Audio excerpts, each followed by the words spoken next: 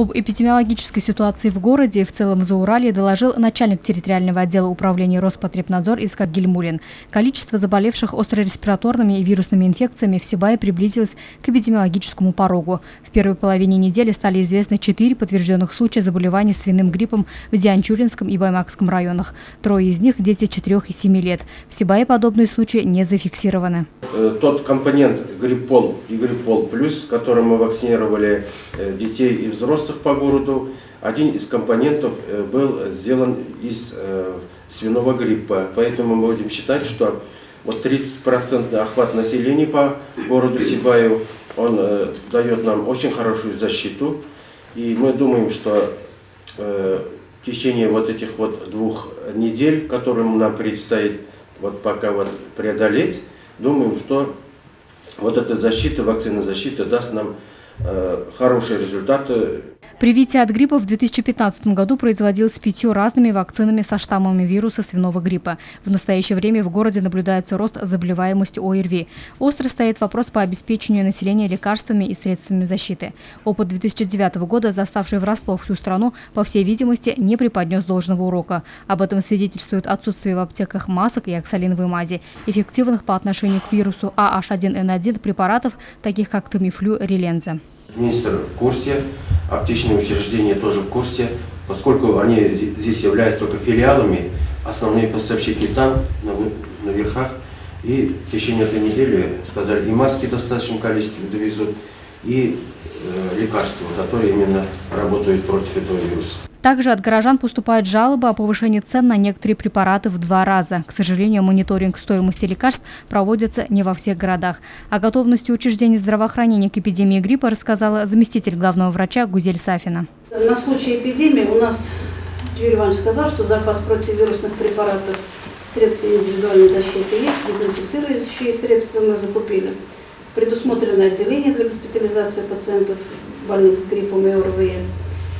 Медработники у нас прошли повторную учебу по вопросам диагностики, лечения, профилактики гриппа и ОРВИ. Также вчера мы провели учебу по забору и доставке биоматериалов от этих пациентов в вирусологическую лабораторию.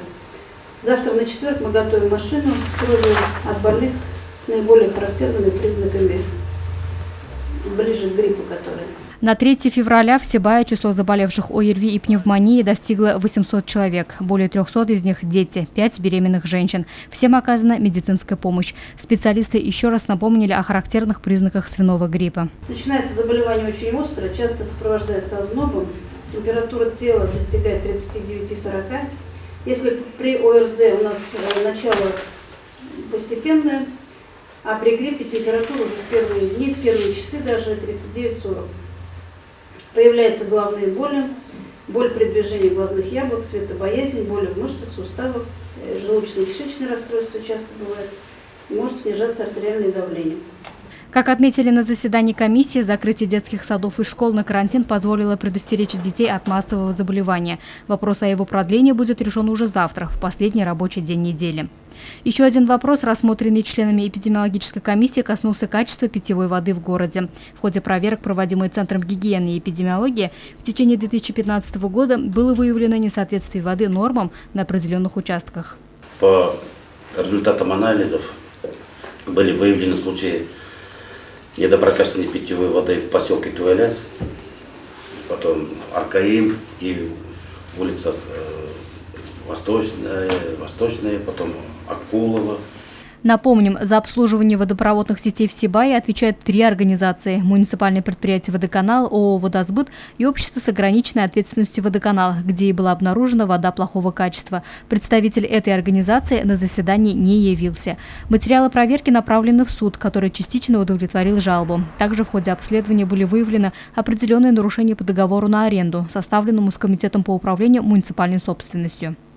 Вот, например, по договору, которые были предоставлены в заключении 14 января, по доверенности 14 января 2015 года, был заключен 12 января на водопотребление. Непонятно. И, естественно, у нас возникает сомнение о том, что этот договор на водоснабжение ООО «Водоканал» Естественно, он как не соответствует действительности. Как выяснилось, обществом водоканала не велось обслуживание водопроводных сетей. В его ведении нет ни транспорта, ни средств. Эти сети, в принципе, находятся в хозяйственном ведении сегодня МУП «Седьмой водоканал», но по договору аренды переданы ООО «Водоканал». Да. Соответственно, предприятие должно заниматься, какие-то затраты нести, значит, предъявлять нам. Мы до начала 2016 года действительно заключили договор на обслуживание сетей, но за весь период практически, сколько мы, порядка 22 выездов сделали, ликвидация аварий на магистральных трубопроводах и в районе Туяляса, Аркаима, но практически всего процентов на 40 было оплачено. И то после того, как мы только в арбитражный суд подали на водоканал. Явные и серьезные нарушения налицо. По словам руководителей, присутствующих на заседаниях, магистральные сети, входящие в зону обслуживания общества «Водоканал», находятся в аварийном состоянии. Какие последствия это несет, догадаться несложно. Проверка по данному делу будет продолжена, и уже тогда будущее этой организации окажется под вопросом. Луиза Мустафина, Радмир Сингулов, Любовь Карпова, телекомпания СТВ.